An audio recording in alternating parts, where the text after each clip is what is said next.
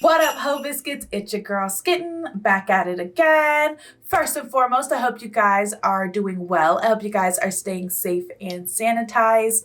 We're getting super close to Christmas, y'all. We're only two and a half weeks out, 17 days out from Christmas, and I still haven't figured out what I want. Chavez has been asking me since Thanksgiving? He's been asking me since Thanksgiving what I want, and I don't know.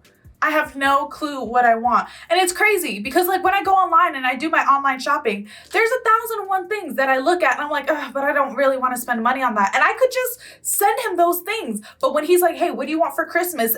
Every single one of them just completely leaves my brain. And oh my gosh. And normally I'm the kind of person who has a bunch of tabs open so I don't forget things. But apparently at some point in the past couple of weeks, I decided it would be a good idea to clean up the open tabs on my phone, on my browser. So I literally could not tell you right now what any of those items were that I was looking at.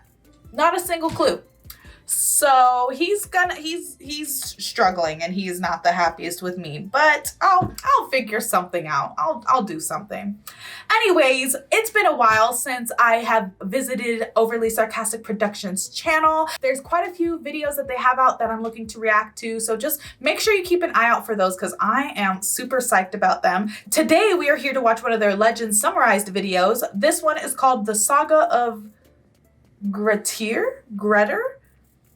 I'm assuming it could go either way. I am not an expert in languages at all, so I have no clue what this is. I have no background in it, so I'm very excited to learn about it from my favorite, mi favorita, Red. So without further ado, let's go ahead and get started.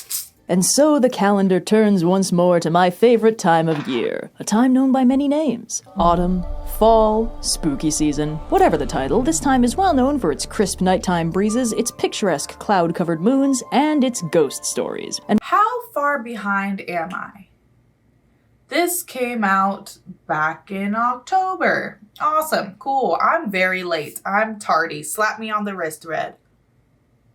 As hard as you like. And while there are many fantastic tales to choose from, today let's talk about an Icelandic saga with many a ghoul and ghost to its name. Today we recount the Saga of Grettir the Strong. Now, for context, while the term saga has been kind of watered down in recent centuries, sagas originally described Icelandic and Scandinavian historical narratives, moderately to severely fictionized and written in prose. They were mostly a Middle Ages thing, intended to describe family histories and events from a few centuries earlier, often from right around the time Iceland was originally settled. Most well-known sagas are family sagas, focusing on genealogical and family history, like a multi-generational biography. Consequently, they are dry as hell.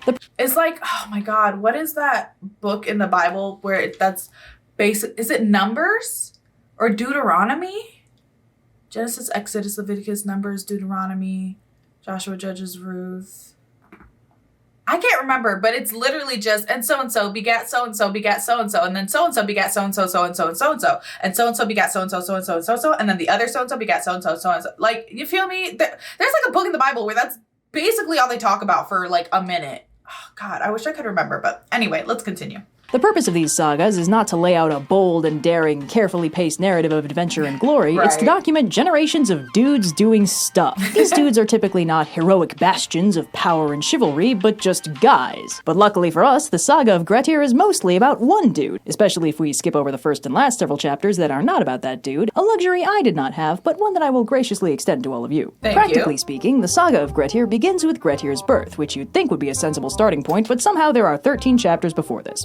Okay, but real quick, look at this baby's chubby cheeks. I love it. Okay, look, there's not a lot of things that can get me, but fat babies will get me every time, bro. Every time. First of all, you can't trust skinny babies, okay? Fat babies are simply more trustworthy. And they're just so cute. They're so cute.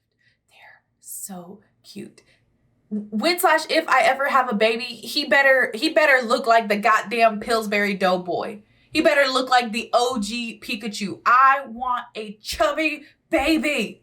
I want the doctor to see my baby and immediately put him on a diet plan and a workout regimen. That's what I want for my baby. Grettir is the second son of one Asmund Longhair and is a textbook problem child. Okay. Super strong and very antisocial with a habit of getting into fights about a whole lot of nothing. Grettir's mom likes him okay, but his dad ain't jazzed about his prospects. Okay. Grettir's messing things up career takes a bold leap forward when he's sent to a thing, technical term for a big important meeting, in his father's place on account of being generally useless enough that his presence won't be missed on the family farm. Grettir heads to the thing with a bunch of other guys, but crisis strikes when they wake up one morning to find their horses scattered and their food depleted. A very hangry Grettir accuses one of his travel companions of theft, who responds to the allegations with an axe, so Grettir kills him. Barely a day out from home and Grettir has committed his first murder. They grow up so fast. Grettir claims the guy was killed by a troll, which the others find dubious at best, and he eventually owns up to the murder, earning himself a 3-year banishment. To prep him, Grettir's mother gives him a sword that belonged to her grandfather. This says, this is the, I'm not even going to try to say that word because, Does it have a cool magic destiny? She says, only nepotism. I'm dead. Also, I like that it looks like she's in like traditional blacksmith gear. I'm digging it. And Grettir sets off on a ship to his future exile, which, spoiler alert, will basically be the entire rest of the story. Okay. On the voyage, he proceeds to do absolutely nothing to keep the ship running until one fateful night the ship springs a leak, which Grettir single-handedly and superhumanly rectifies for the sole purpose of impressing a lady, saving the ship until it hits a rock and fully sinks anyway. Fortunately, they're not too far from an island off the coast of Norway, and a local rich dude named Thorfinn helps out the sailors. The rest of the crew heads south out of the story, but Grettir sticks around, mostly because Thorfinn is too nice to kick him out. He said, I like this. It's comfortable. You got food. I'm gonna stay here a while. Grettir spends his days hanging out with the local farmers, being generally unhelpful, until one night he notices a huge fire in the distance. He asks a farmer about it, who tells him the flame is the result of a haunting. Thorfinn's deceased father, Kar the Old, haunts his burial mound. Grettir decides this will not stand and heads to the barrow to dig his way in. Why? He tunnels down into a burial chamber full of riches and the remains of the grave goods Kar was buried with, and then he's attacked by what is presumably whatever's left of Kar the Old. They have a furious wrestling match that smashes up the entire barrow, and Grettir manages to cut off the monster's head. He digs himself out with the treasure and heads back to Thorfinn to let him know that he killed his dad's ghost and dug up his grave goods, a fact that Thorfinn is shockingly okay with, all things considered. And he thanks Grettir for returning his treasure to him. Grettir asks if he can have a cool sword he found in the grave, and Thorfinn says if he wants to make that happen, he'll have to prove himself. Fortunately, Grettir gets his chance in short order, as one day when Thorfinn is out on business, Grettir notices a small ship pull into harbor, and a bunch of dudes pile out, steal Thorfinn's boat, and tell Grettir they're here for revenge on Thorfinn. What? So they show up, steal homie's boat, and they're like, yeah, and that's what you get for calling my mama a hoe. Like, what?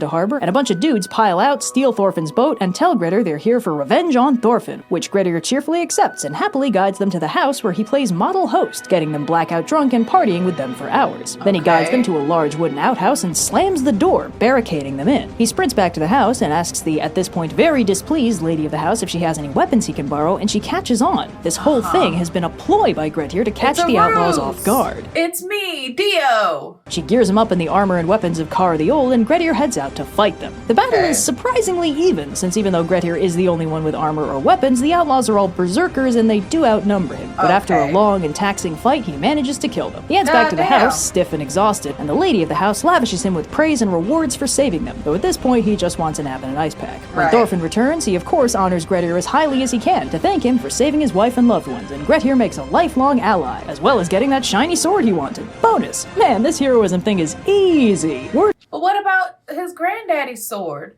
He just tossed aside his granddaddy's sword for the sword of this man that he just met like a month ago? That's kind of messed up, sir. If I was your granddaddy, I'd haunt the hell out of you. As well as getting that shiny sword he wanted. Bonus! Man, this heroism thing is easy. Word of Grettir's valor begins to spread, so by the time he leaves in the spring, he has no trouble finding somewhere else to crash. The seasons turn, Grettir wanders around a bit, fights a giant bear, mostly just to spite this guy named Bjorn, wanders around some more, this is going to become a theme, and eventually crosses paths with Bjorn again. He demands a fight and threatens to make chicken noises and call Bjorn a weenie if he refuses, so Bjorn accepts and dies. And it turns out murder can have inconvenient consequences. consequences because Bjorn's brother Hjörandi demands vengeance for the killing. He even refuses weregilt, literally man price, which is a carefully calculated tally of how much gold you would have to pay as compensation for killing someone. Very efficient, if a bit macabre. Unfortunately for Grettir, Hjörandi has the local Jarl on his side, who demands Grettir pay up his weregilt and get out of his jurisdiction immediately. So, with his original 3-year exile over, Grettir returns to Iceland, famed and glorified for his many feats of strength. Not he got kicked out of his hometown, wandered around, and literally the whole world was so sick of him, they were like, go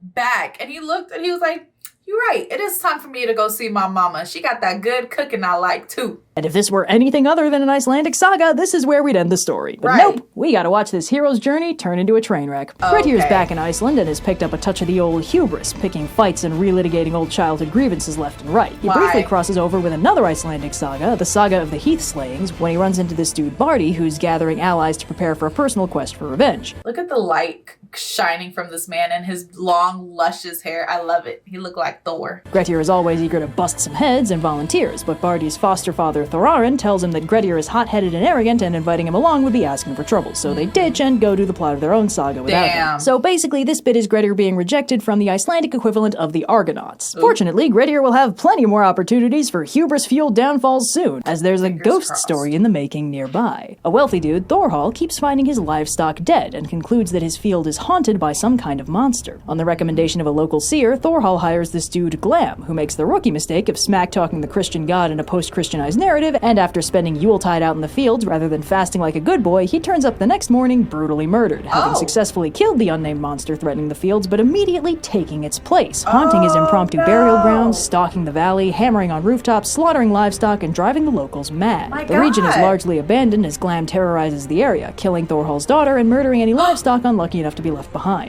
Grettir learns about this haunting and obviously jumps at the chance to punch a ghost again, and despite being warned that this is a very bad idea, Grettir heads to Thorhall's place to scope out the sitch. His favorite method of killing is breaking every bone in the body. What a coincidence! Mine too!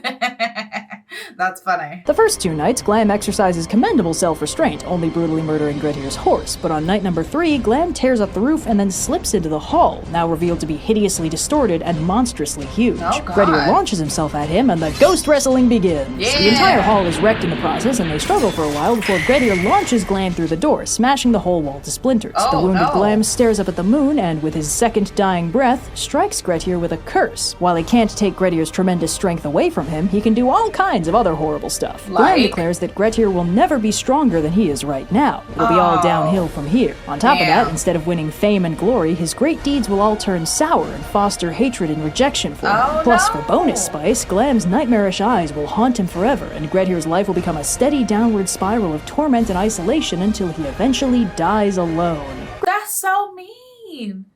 Like, sir, I had to take you out. You were terrorizing the village. You killed homie's daughter. You don't have to curse me for that's messed up. That's wrong. Grettir manages to shake off his bone-deep terror long enough to cut off Glam's head, winning heroic fame and glorious rewards one final time. But Glam's curse is no joke. Grettir can feel his temper getting worse. He's more impatient and reckless than he was before, and, as a new addition, he's developed a fear of the dark, because in the night, Glam's eyes haunt him. He sees specters and visions that aren't there. The narrator helpfully informs us that this is the etymological root of the word glamour, which is pretty cool, albeit cold comfort for Grettir. Unfortunately, Grettir's downfall begins pretty much immediately. Word on the street is that the new King Olaf is taking all comers with unique skills to form his own little posse of the Round Table. And obviously this appeals to Grettir, whose ghost punching and super strength would make valuable assets to any king. Grettir starts making his way to the court of King Olaf, but it's winter in Scandinavia, so it's cold and miserable. And after fording an icy river to get fire, he breaks into a house and, in his iced-over state, is mistaken for a troll. In the ensuing scuffle, while Grettir escapes pretty quickly with the fire he wanted, the house burns down with everyone inside. Among them are unfortunately the 2 sons of this dude Thorir, who is the kind of well-respected pillar of the community that makes people really upset with whoever accidentally murders his kids. So word of Grettir's clumsy manslaughtering spreads like wildfire, overtaking all his previous ghost-punching goodwill. Grettir's arrival at King Olaf's court doesn't help, as Grettir's temper sabotages his attempt to clear his name, and he's deemed far too much of a liability for the king to take into his service. Grettir leaves, and despite a few more heroic victories, forces begin moving against him. The terrible forces of the consequences of his own actions.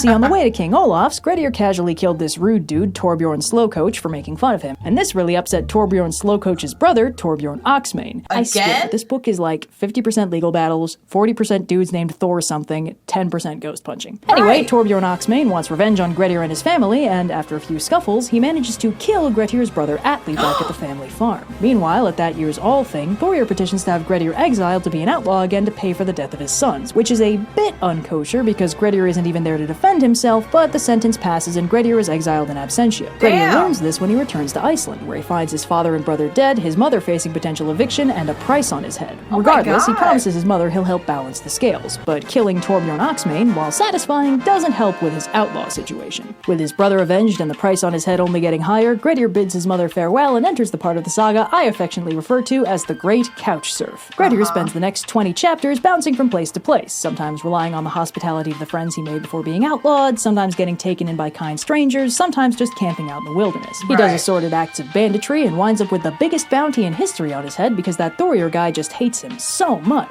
Anyway, I mean, he did murder his babies, you know. This is, you know, Thorir, whatever.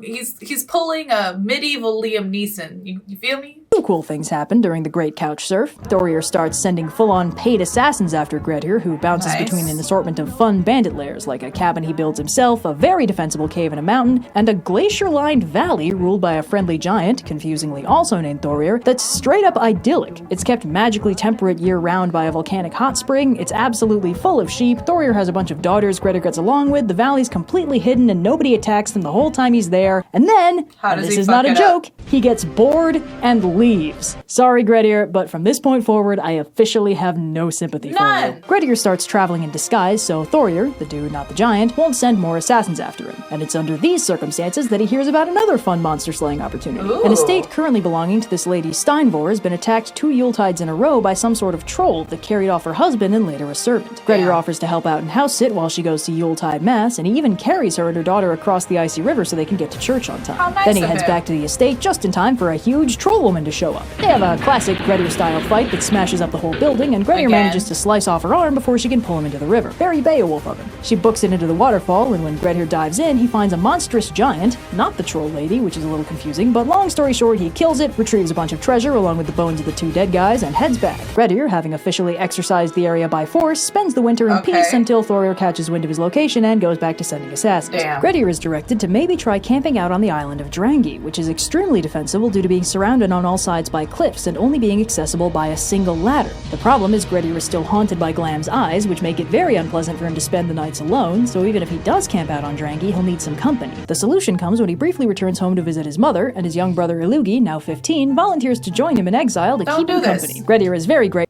Don't do this. Don't put this little boy in danger like this. Don't do this.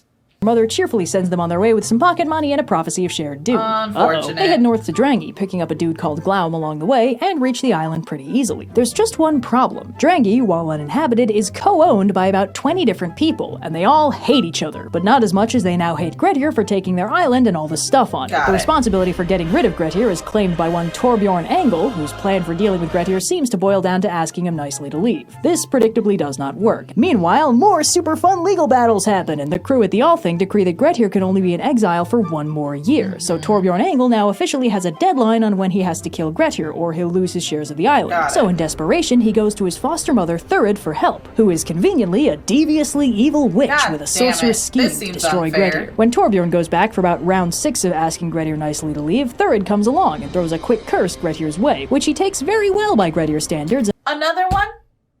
Bitch, you can't, ain't no way you could top the one that I already got. So, you know, keep them coming, I guess. Only responds by chucking a huge rock at her and breaking her leg. That's okay, her vengeance is already in the works. She finds a huge tree trunk and ensorcels it with bloody runes and has the lads shove it into the sea, at which point it beelines for Drangi and floats invitingly around the island, looking like oh so tempting firewood. Grettir knows better than to use the extremely suspicious firewood and keeps shoving it back out to sea, but Glaum, remember Glaum, this is the only reason he's important, doesn't realize the danger and uses it for firewood, and when Grettir goes out to chop up said firewood, the axe bounces off the cursed log and severely injures his knee.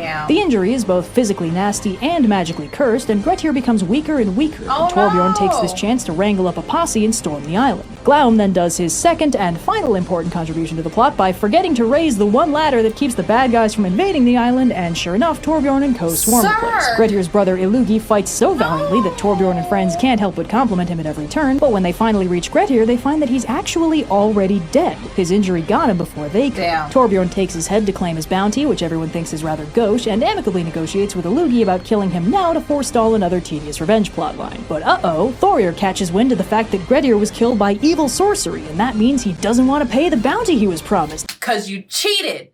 You cheated, bitch!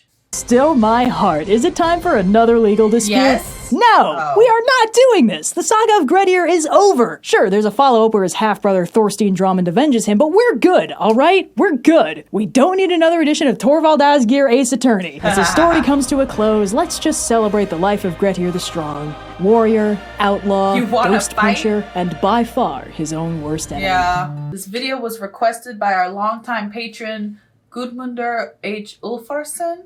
Thanks for your patience. Sorry it took me almost 2 years. Icelandic sagas are technically extremely interesting in that they contain a large amount of very valuable historical and cultural information and originate a lot of interesting tropes, but unfortunately, practically, they're very boring. Turns out the average lifetime involves a lot more faffing about than the epics would have you believe. Ain't that the truth? To be fair, it was nearly 1,000 years ago. Pacing hadn't been invented. And when you think about like these stories and stuff, like they're made for like oral traditions. They're made to be told, you know, around a fire over several nights. Like they needed shit to do. It becomes night. It's like permanently nighttime over there for like half the year, right?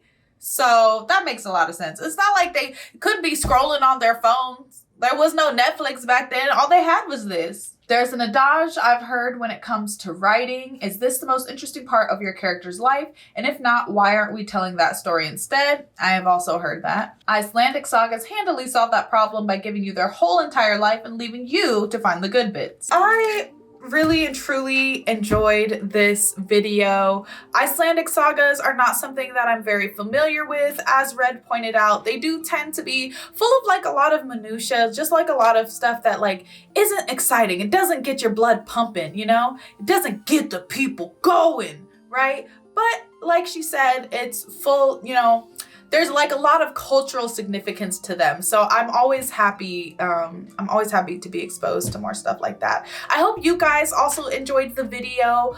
Make sure you leave your reaction requests and recommendations down in the comments below. And other than that, peace out, Hope Biscuits. It's Skittin' Lit.